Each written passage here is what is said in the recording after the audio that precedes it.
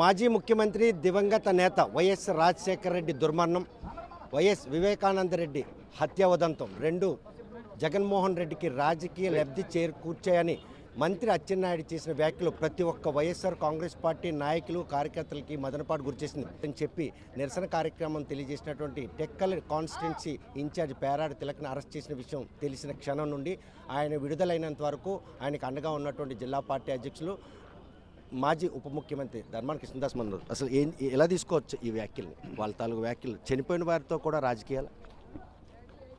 వాళ్ళకి శవ రాజకీయాలు చేయడం మొదటి నుంచి కూడా అలవాటు ఆ పార్టీ నాయకులు.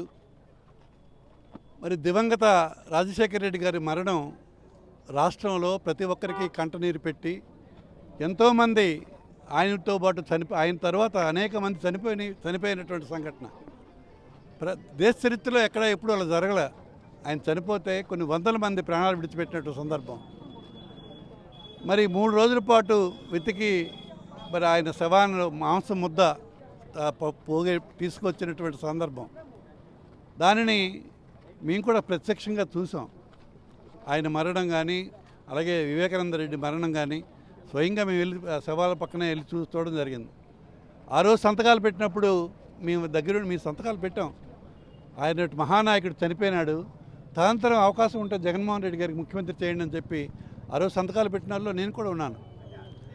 దానిని కూడా రాజకీయ ప్రయోజనం కోసం చంద్రబాబు దగ్గర పత్తాసు కోసం అచ్చెన్నాయుడు గారు మాట్లాడిన విధానం అయితే చాలా ఘోరాతి ఘోరం.